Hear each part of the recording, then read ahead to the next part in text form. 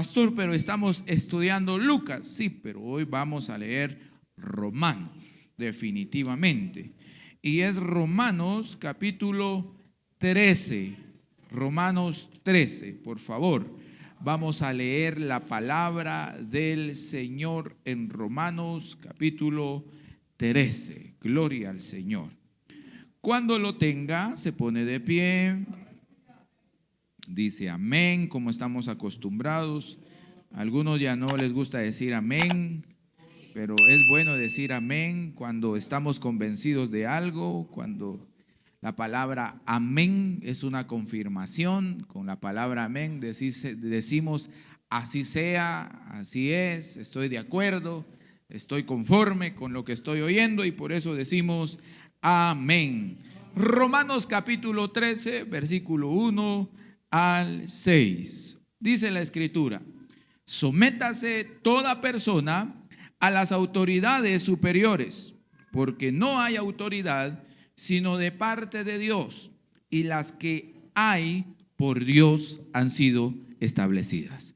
De modo que quien se opone a la autoridad, a lo establecido por Dios, resiste, y los que resisten acarrean condenación para sí mismos, porque los magistrados no están para infundir temor al que hace el bien, sino al malo. ¿Quieres, pues, no temer a la autoridad?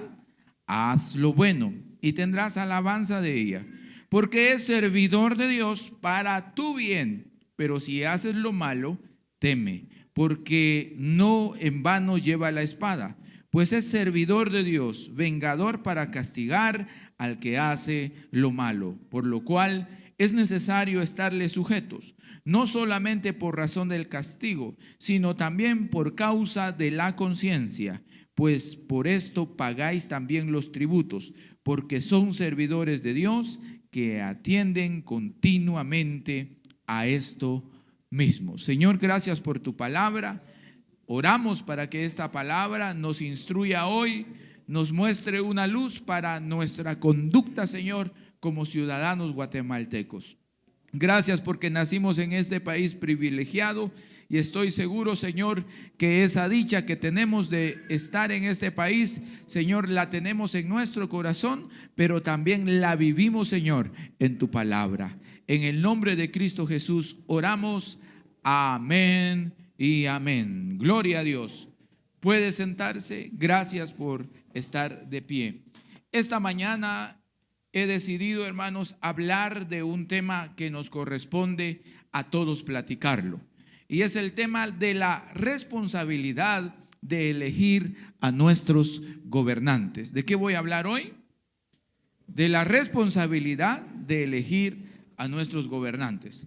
Hay algunos adultos que ya hemos tenido la oportunidad de votar en distintas ocasiones, en repetidas ocasiones. Hay algunos otros jóvenes que recién sacaron su DPI, ya se empadronaron, ¿verdad, chicos? Ya se empadronaron y ahora van a tener la oportunidad de votar tal vez por primera vez en su vida. Y es una algarabía, es una fiesta que vayamos a votar, que vayamos a elegir a nuestros gobernantes. ¿Recuerda usted la primera vez que votó? No sabía dónde ir, estaba nervioso porque la cola, ¿qué me van a poner en el dedo? ¿Qué van a hacer ahí conmigo? Y estábamos nerviosos porque no habíamos tenido esa experiencia tan especial de emitir nuestro voto. Como ciudadanos de Guatemala, porque aquí somos guatemaltecos, otros dicen que la palabra correcta es guatemalense, pero no voy a discutir eso, sino lo importante es que nacimos en Guatemala y como ciudadanos de este país tenemos una responsabilidad. Nosotros somos hijos de Dios, pertenecemos al reino de Dios, pero entendemos que somos parte de esta comunidad, de esta sociedad que se llama Guatemala. Usted sí comprende eso, ¿verdad, hermano? Yo estoy seguro que sí. No podemos desligarnos de nuestra participación dentro de la sociedad en la que vivimos, porque nos afecta a nosotros. El alcalde que gobierna, el presidente que gobierna, los diputados que gobiernan, de alguna manera o de muchas maneras afectan también nuestra posición como ciudadanos. Entonces, en ese sentido, nosotros debemos considerar lo siguiente. La Biblia establece algunos patrones y nos habla de algunas cosas, nos habla de algunas situaciones para nosotros que debemos entender. Entonces, voy a empezar por ahí rápidamente para después hacer algunas otras cosas. Número 1, la Biblia indica que los gobernantes son puestos por Dios. Así dice, ¿verdad? Dice de que, no, vamos a ver, porque no hay autoridad sino de parte de Dios, y las que hay por Dios han sido establecidas. Entonces aquí yo quiero que empecemos con algunas preguntas. Estoy en la parte número 1. La primera pregunta es, ¿qué significa eso realmente? ¿Qué quiere decir de que Dios ponga a los gobernantes? Por mucho tiempo nosotros hemos sacado o quitado responsabilidad de nosotros, porque decimos es que Dios va a poner al que Él quiere y al que Él tiene destinado. Pero la pregunta es, ¿de qué manera Dios pone a los gobernantes? Si tenemos un país, nosotros en Guatemala, los gobernantes son elegidos a través de ¿quién? Del voto. Entonces, si se eligen a través del voto, ¿cómo participa Dios en la elección de nuestros gobernantes? Esa pregunta quiero que la reflexione ahorita. Si cuando terminan las elecciones, los de todos vamos a votar, empiezan a hacer el conteo de votos, se cierran las urnas, todos votan y entonces, hermanos, se juntan las bolsas y ahí dicen saber qué pasa con esas bolsas y ya estuvo, ahí la dejo. Y entonces, hermanos, ¿cómo participó Dios en la elección de los gobernantes? Si la elección en Guatemala se da marcando una X en un papelito. Piense un poquito y responda hacia usted mismo. De veras, ¿cómo es la participación de Dios? Si Dios pone y quita, ¿de qué manera lo hace en este contexto de nosotros donde nosotros participamos? Y entonces, antes de ir ahí, en el Antiguo Testamento, por ejemplo, cuando Dios le habla al profeta, le dice, ve y elige a tal hombre o a tal mujer para que gobierne. Pero Dios le habló ¿a quién? Al profeta. Y le dice, unge a Isaí, a Saúl, fue el primer rey. Unge a Saúl. Luego le dice, ve y unge ¿a quién? A David. ¿Salomón fue ungido de la misma manera? Después de Salomón, los reyes que vinieron fueron de la misma manera. No, hubo una diferencia. Ahora, Dios participó directamente, pero lo hizo a través del profeta. Porque Dios no agarró a Saúl y le dijo, vas a ser el rey y aquí te llevo a rey. No, habló con el profeta y le dijo, ve y me unges a Saúl. Ve y me unges a David. Y luego David tuvo que ganarse la confianza ¿de quién? Del pueblo. Cuando la gente decía, Saúl mató a 1000 y David mató ¿a quién? A sus 10,000. El corazón de la gente ya estaba con David. Ya lo miraban como alguien importante, como alguien que podía ser un gobernante del pueblo de Israel. Entonces, ahora respondo un poquito a la pregunta. ¿Cómo Dios participa en las elecciones de un gobernante? Lo hace a través de su pueblo. Lo hace a través de usted y lo hace a través de mí. Porque Dios no es el que agarra al gobernante y lo lleva, no. Él se manifiesta a través de nosotros, los hijos de Él. Y somos nosotros los que responsablemente vamos a tener un gobernante si sabemos elegirlo. Cuando la palabra de Dios dice que Él los elige, Él los pone, mi querido hermano, yo quiero decirle de que Dios siempre ha tenido buenos gobernantes para nosotros en su corazón. Los que no han sabido escuchar la voz de Dios para elegir correctamente a los gobernantes somos nosotros. Y por ahí hay una frase que dice, cada quien tiene el presidente, el alcalde, el diputado que merece. ¿Sí? Entonces debemos entender aquí, A veces nos preguntamos por qué nuestros gobernantes nos salen tan mal, ¿verdad? Usted como un aguacate que se mira bonito, ¿verdad? Se mira bien madurito y cuando usted lo parte se da cuenta que ese aguacate fue mala compra, ¿verdad? Y compró 3 iguales porque usted dijo, este se mira bueno y entonces voy a comprar 3 igualitos porque así nos basamos nosotros los que no sabemos mucho. El color de la cáscara y no sé qué, este es bueno, entonces busca que sean iguales, decimos.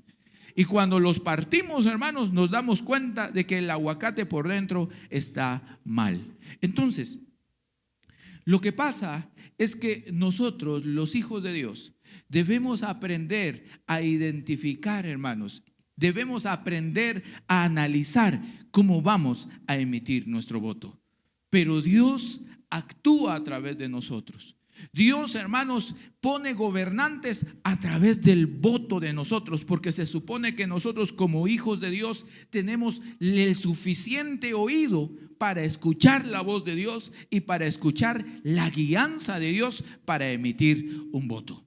Entonces, cuando Dios pone a un gobernante y Dios sabe que hay un perfil bueno para gobernar, pero el pueblo de Dios, pero los que vamos a votar, no sabemos distinguir la voz de Dios, el que se equivoca no es Dios. Porque Dios no se equivoca. Los que nos equivocamos al elegir somos nosotros. Porque nosotros deberíamos tener la dirección de Dios para elegir. Pero no lo hacemos. Nos dejamos llevar por otras cosas y entonces omitimos la voz de Dios para el gobierno que necesitamos. Y entonces en la Biblia pueden haber muchos ejemplos, pero yo no me voy a detener ahí, porque una de esas es cuando aquí el pueblo de Israel pone de rey a alguien que no era. Y entonces llega a los oídos de la familia y del verdadero rey, hermanos, el pueblo había puesto de gobernante a alguien que no le correspondía. Y las consecuencias fueron malas para esta gente, porque el mero rey, el verdadero rey, hermanos, estaba en otro lugar. Bueno, me voy a quedar ahí con eso. Entonces, ¿será que es válido decir que Dios elige a través de usted y a través de mí?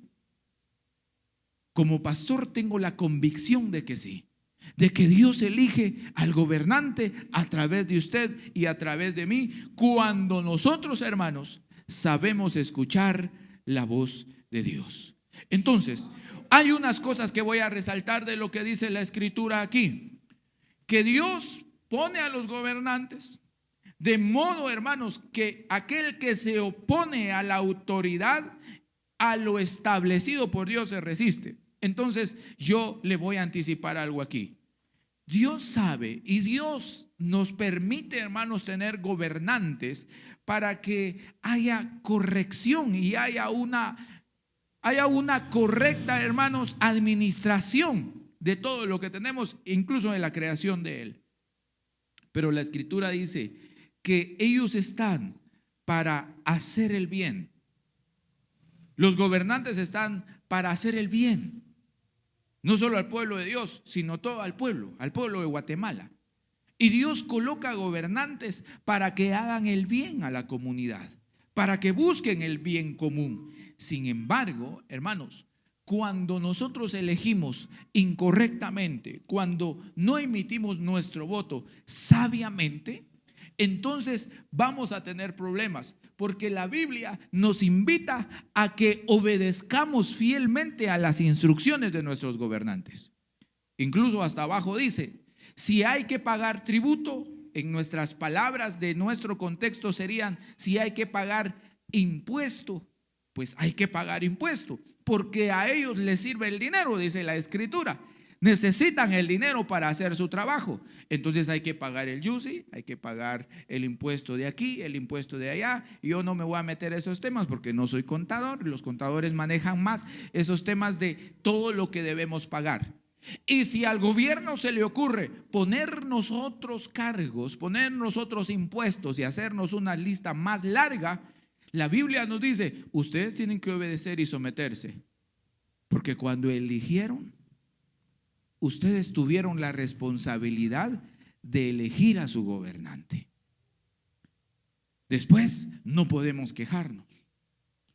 Después no podemos arrepentirnos de las consecuencias que traen nuestras malas o buenas elecciones, mi querido hermano, sino debemos someternos. Debemos responder fielmente. Que tienen que hacer esto, que tienen que hacerlo. Hay que hacerlo, porque cuando fuimos a las urnas, los que pusieron, hermanos, la X sobre el rostro, sobre el partido, fuimos ¿quiénes? Nosotros. Entonces hay que asumir las consecuencias. Entonces, número 2, yo quiero hablar de algunas responsabilidades de nosotros como hijos de Dios a la hora de emitir nuestros votos y en relación al servicio público. Número 1, podemos ser servidores públicos. Si usted quiere ser alcalde, hermanos, la Biblia no le prohíbe que usted sea alcalde. Puede ser alcalde. ¿Pastor, un evangélico puede ser alcalde? Claro que sí. De hecho, el alcalde debería, nosotros eso lo pensamos sin discriminar a nadie, porque otros van a ver también este sermón. Estoy diciendo que el perfil de los cristianos se adapta perfectamente al perfil de un servidor público, porque los cristianos son responsables. Digan amén los responsables. Digan amén los honestos. Digan amén los disciplinados. Digan amén los buenos administradores. Digan amén los transparentes. Muy bien, entonces usted es apto para ser alcalde.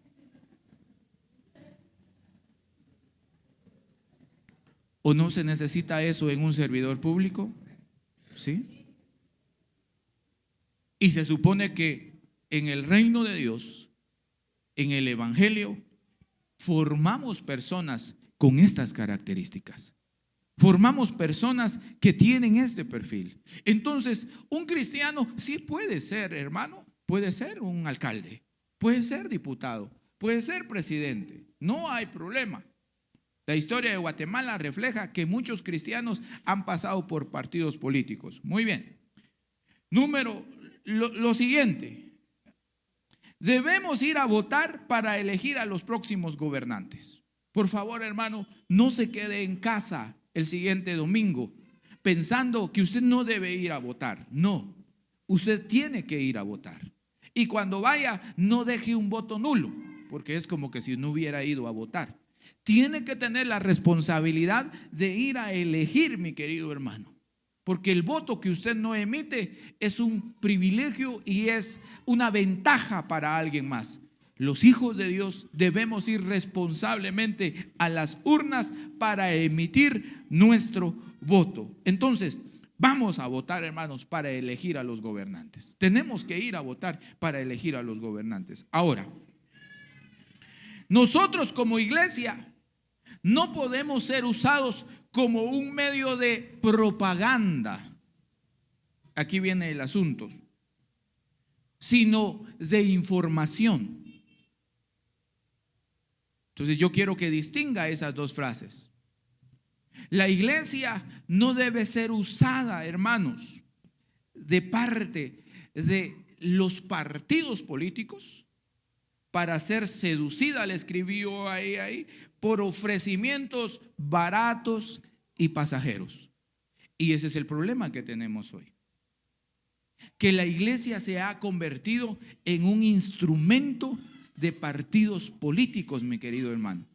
Yo como pastor tengo la obligación de informarlo a usted sobre las elecciones y tengo la obligación de hacerle llegar a usted la información que usted necesita para elegir correctamente. Pero yo no puedo venir y decirle a usted por quién votar. Porque entonces, a la hora que yo venga y le diga a usted, vote por fulano de tal, vote por la fulana o vote por este o por lo otro, yo me estoy convirtiendo en un partidario. Me estoy convirtiendo en alguien que le está anunciando y que está aprovechando el púlpito, este lugar que para nosotros es muy importante, es un lugar que debe respetarse bastante. Y yo estoy aprovechando este lugar, hermanos, para inducirlo a usted a que vote por un partido al cual yo tengo afinidad. Y eso no se puede.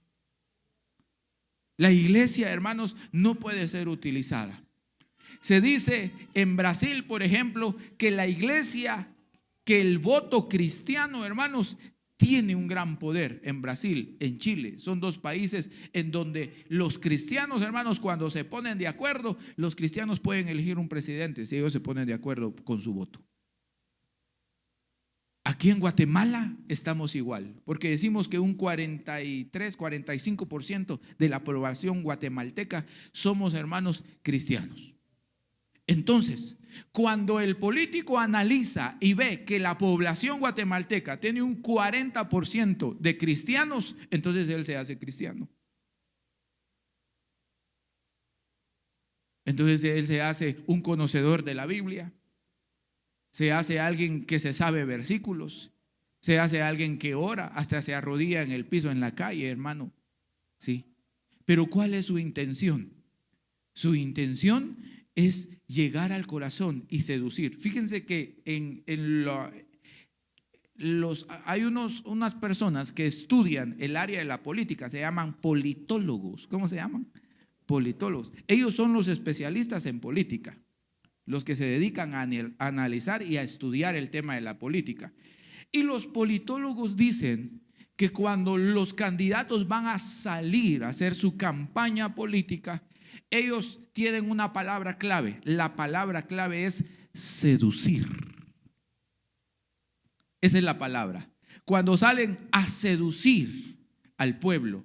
Entonces, seducir, cuando hablamos, esa palabra la hemos usado más entre parejas. Cuando el hombre va a seducir a alguien, lleva flores, lleva chocolates, lleva no sé qué, lleva aquí, porque tiene la intención de seducir. Tiene palabras bonitas, habla con palabras adornadas, porque va a seducir. Entonces, el político sale a seducir. Sale a seducir. Entonces, en la casa, en la colonia, estaban pasando y regalando bolsas de banano. Fíjese, hermano. Sí. Le vamos a regalar unas bolsas de bananos de parte de su amigo. Hasta amigos éramos allá en la colonia, hermanos, del candidato, regalándonos bolsas de bananos casa por casa. Les invitamos al baile programado por su amigo fulano de tal. Alguien se atrevió a hacer, hermanos, y a decir: les invitamos al culto programado por su amigo fulano de tal. Y a la otra fecha el mismo amigo estaba programando un baile. Y a la próxima fecha estaba programando otra cosa, hermanos, porque está en una temporada de seducir. Y la iglesia debe ser sabia, hermanos. Nosotros no podemos dejarnos manipular ni influir. Y yo quiero hacer un llamado: si algún pastor en algún momento va a ver esto en nuestro canal de YouTube en estos días, en esta semana, porque este mensaje se tiene que publicar antes que lleguen las elecciones, si no, ya no funciona, ¿verdad, hermanos? Entonces, yo quiero hacer un llamado a nuestros compañeros pastores y a nuestra iglesia aquí en Mixco. Que no seamos instrumento de grupos políticos, hermanos, y que no vayamos nosotros y nos hagamos a favor de un partido como iglesia, porque nos volvemos un instrumento de ellos y estamos siendo utilizados, hermanos. Yo sé que hay amigos pastores que ellos lo que buscan, o a veces lo que estamos buscando, es cómo la iglesia puede ser cuidada, cómo la iglesia puede tener beneficios, que se vele por sus derechos y ver un candidato que pueda velar por los derechos de la iglesia. Sí, tenemos la obligación de analizar los perfiles de quienes están en la candidatura para ver si la iglesia en algún momento va a ser afectada o no. Pero no podemos ser instrumentos de la política. Nosotros no podemos ser partidarios y de empezar. Y si algún colega, si algún hermano está apoyando una campaña política, pues hágalo, no hay problema, hermanos. Pero nosotros como iglesia, no espere que nosotros nos convirtamos y nos vayamos todos con usted. A eso quiero llegar. ¿Sí? Nosotros no podemos ser eso. Nosotros somos personas que tienen libertad de poder emitir su voto. Yo estoy seguro que aquí hay varios candidatos en Mixco y que todos van a votar por candidatos diferentes de los que estamos aquí. No van a votar por el mismo candidato. Cada uno ya está definiendo por quién va a votar. Y eso es el derecho del voto.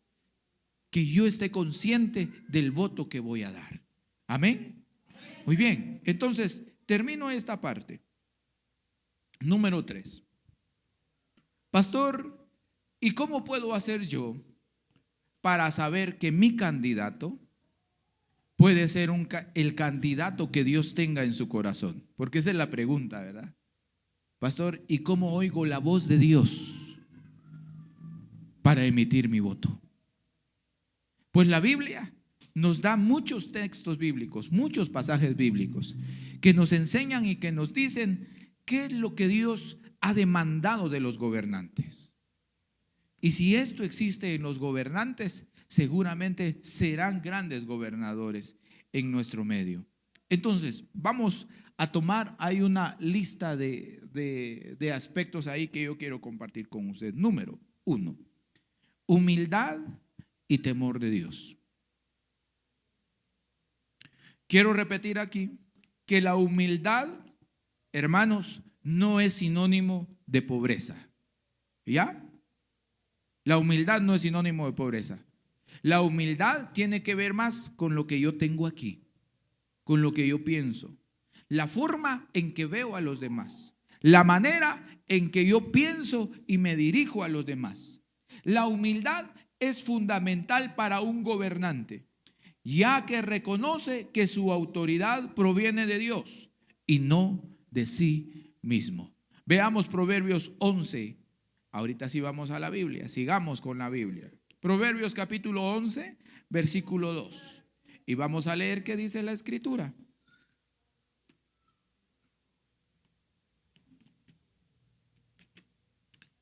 Lea conmigo. Si ya lo tiene, le voy a dar tiempo para que abra su Biblia y lo lea. Proverbios 11, versículo 2. ¿Cómo dice? Cuando viene la soberbia, viene también la deshonra, mas con los humildes está la sabiduría. Cuando un hombre empieza a enaltecerse, empieza a engrandecerse y olvida, hermanos, su posición de igualdad con los demás. Cuando un ser humano empieza a considerarse superior a otros, a eso le llamamos soberbia. Su actitud empieza a cambiar hacia los demás. Su actitud es una actitud, hermanos, no aceptable. Rechazamos esa actitud de soberbia en personas de esa manera. Cuando olvida que somos todos seres humanos creados por Dios, con la misma dignidad dada por Dios, empieza entonces la deshonra. Y junto con ello, hermanos, la Biblia nos dice que cuando la humildad está presente, siempre habrá sabiduría. ¿Dónde hay sabiduría? Donde hay humildad. Un gobernante debe tener presente, hermanos, que su sabiduría, que su autoridad viene de Dios y que Dios le otorga la responsabilidad de administrar, hermanos, esta creación maravillosa de Dios. Porque el alcalde, el gobernante, el presidente, los diputados no solo velan por los derechos humanos, no solo velan porque el pueblo esté bien. Para eso hay un ministerio de ambiente que vela, hermanos, cómo están los ríos, cómo están los lagos, cómo está el mar, cómo están las montañas y un montón de cosas. Hay un ministerio de comunicaciones, hay un ministerio de no sé qué, minas, hay una palabra antes, y minas, algo así. Entonces, también velan por muchas cosas. Número 2, el temor es esencial para un gobernante, ya que le ayuda a tomar decisiones justas y a buscar la sabiduría de Dios en su liderazgo. Proverbios, aquí no puse la cita bíblica, les debo la cita bíblica. Puede ser Proverbios 1:7.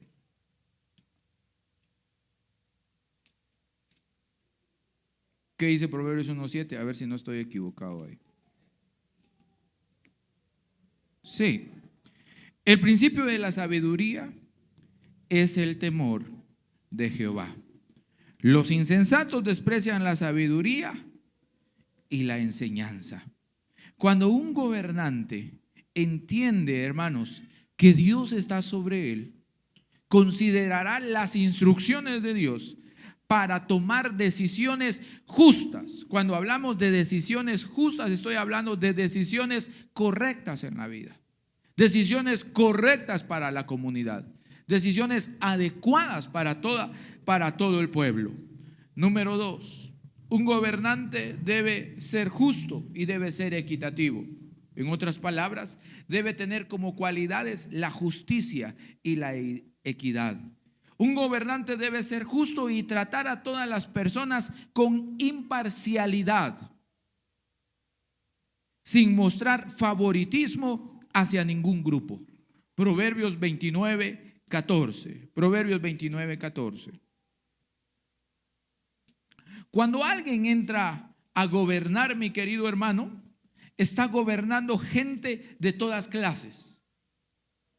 Va a gobernar a personas con muchos recursos, va a gobernar a personas con pocos recursos, con recursos regulares, va a gobernar evangélicos, va a gobernar católicos, va a gobernar mormones, testigos de Jehová, va a gobernar ateos, va a gobernar a muchas personas.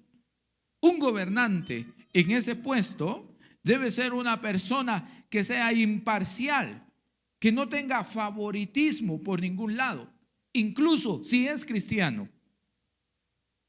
Él debe ser cristiano, su fe es su fe, pero a la hora de gobernar debe ser imparcial y debe ser justo, porque su papel es gobernar una comunidad, un pueblo. Amén. 29:14. ¿Cómo dice? Del rey que juzga con verdad a los pobres, el trono será firme para siempre. Lo que se nos dice, y uno de los problemas de Guatemala, y esto lo puedo decir abiertamente porque está en las noticias, está en los periódicos, está en todos lados. Guatemala es un país en donde la corrupción, hermanos, florece como una rosa todos los días. Necesitamos gobernantes que sean equitativos, que le den derecho a todos los guatemaltecos de la misma manera. Que nadie tenga más privilegios que otros. Que todos, hermanos, vayamos y tengamos los mismos privilegios.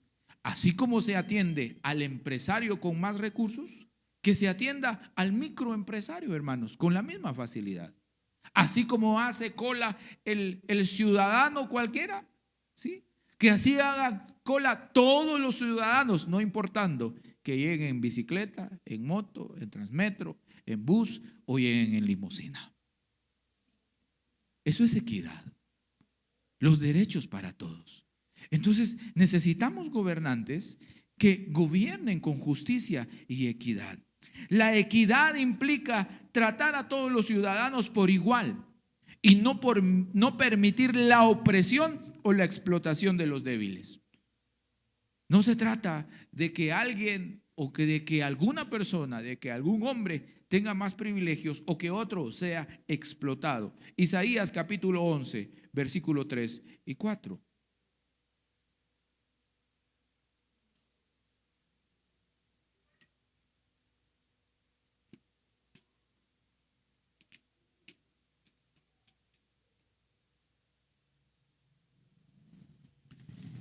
Isaías 11, 3 y 4. Y le hará entender, diligente en el temor de Jehová. No juzgará según la vista de sus ojos, ni arguirá por lo que oigan sus oídos, sino que juzgará con justicia a los pobres y arguirá con equidad por los mansos de la tierra. Y herirá la tierra con la vara de su boca y con el espíritu de sus labios matará al impío. Un gobernante debe ser equitativo. Le pregunto, ¿el candidato que usted tiene en mente tiene esta cualidad? Un gobernante debe tener sabiduría y discernimiento. Proverbios 3, 5 y 6.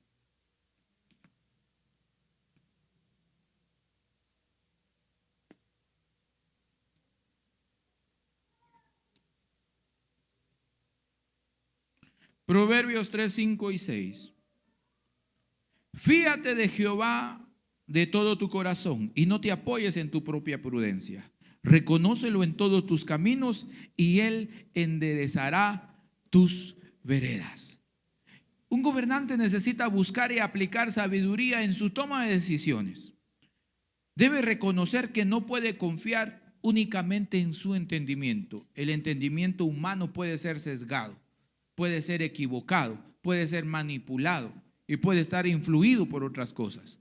Por eso es importante revisar nuestras decisiones con la palabra del Señor. Primera de Reyes 3:9. Ya voy a terminar, hermanos.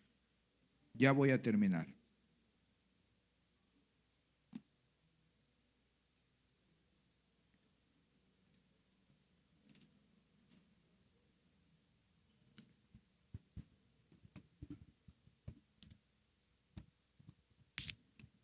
¿Ya lo tiene? Primera de Reyes 3:9. Dice la palabra del Señor: da pues a tu siervo, ¿qué dice? Corazón entendido para juzgar a tu pueblo y para discernir entre lo bueno y lo malo, porque ¿quién podrá gobernar a este pueblo tan grande? El discernimiento le permite al gobernante evaluar las situaciones con prudencia y tomar decisiones justas y sabias.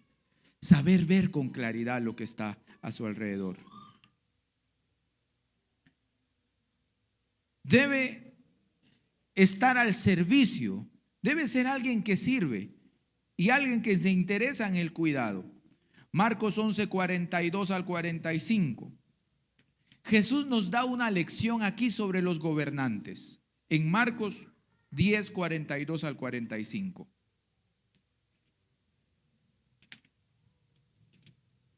Estamos acostumbrados a ver a los gobernantes que se enseñorean, hermanos, sobre la gente. Enseñorearse es sobreponerse, abusar de la autoridad. Pero mire qué dice Marcos.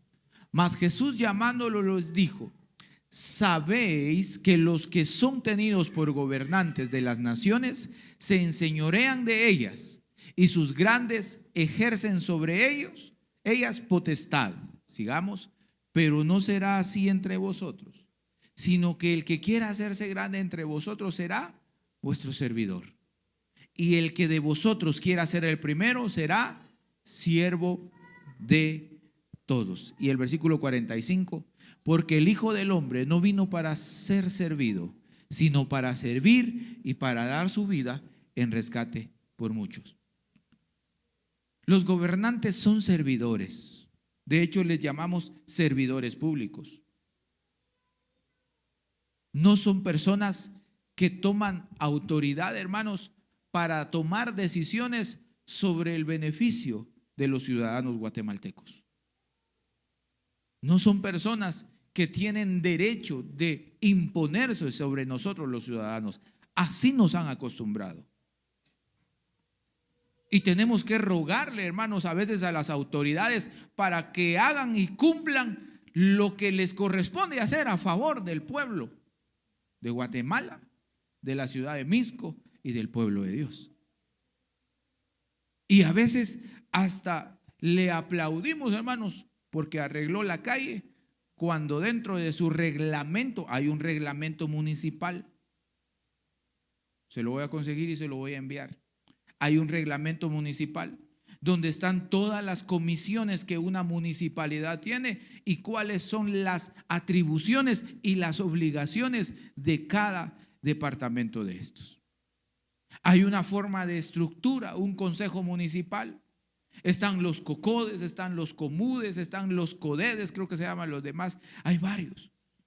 Yo felicito a los hermanos que trabajan en el COCODE de su colonia y que participan ahí. Velen por el beneficio de la comunidad, mis queridos hermanos. Hagan bien su trabajo de servidores públicos. Sí, porque ustedes trabajan de la mano con la municipalidad y hay varias organizaciones, hermanos, y cada uno tiene derecho. Dígame, ¿quién le aplaude a usted porque llevó la comida a la casa? bravo, hagamos una fiesta porque trajo comida. ¿Qué leo? En la casa dicen, mi papá tiene que traer la comida, tiene que traer el dinero para la comida. Es su responsabilidad. Si le arreglaron la calle ahí en su cuadra, hermano, es responsabilidad del gobernante hacerlo. Sí, es responsabilidad de él. Si pusieron drenaje, si pusieron agua, si pusieron eso, qué bueno, qué alegre. Felicitaciones porque está haciendo su trabajo, pero no debemos idolatrarlos por eso. Es su responsabilidad. Porque son servidores. Entonces, debemos aprender como ciudadanos, hermanos, a ver las verdaderas obligaciones de nuestros gobernantes y no confundirnos. Porque cuando nos confundimos, entonces cuando alguien nos ofrece y nos dice, le voy a hacer esto, dice, al fin alguien, no. Todo aquel que llega, hermanos, en la silla de un gobernante, debe saber sus responsabilidades con nosotros. Amén. Debe tener integridad y honestidad. Con esto termino. Segunda de Samuel 23:3. Es el último versículo.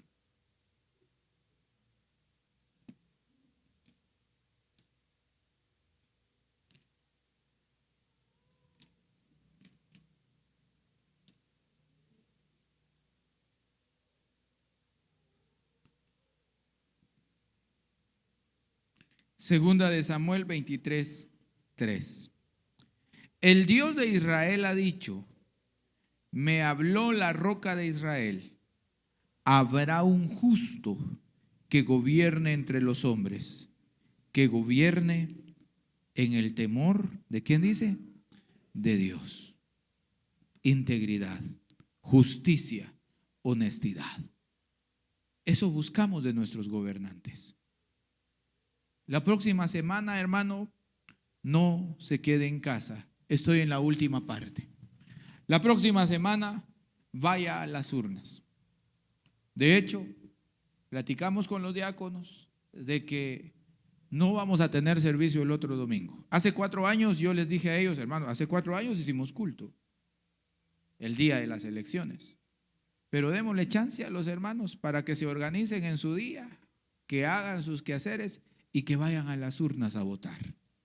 Que hagamos del domingo 25 de junio una fiesta, hermanos, en donde nosotros los guatemaltecos mantengamos la esperanza de que nuestro país está en las manos de Dios y que nuestro país pueda tener avances, cambios, y que si Dios, hermanos, nos permite a nosotros y nosotros escuchamos la voz de Él, elijamos a un gobernante que ayude al progreso de nuestro país. Por eso le dejo 2 consejos. Ore al Señor para que el Señor le dirija. Que Dios le dirija, hermano. Pero analice el perfil de cada candidato. Si usted tiene un candidato, empiece a analizarlo. ¿Cómo es él? ¿Cuáles son sus principios? ¿En qué cree? ¿Cómo habla? ¿Qué dice cuando habla? Porque allí detectamos, hermanos, quiénes son los hombres que van a gobernar nuestro país.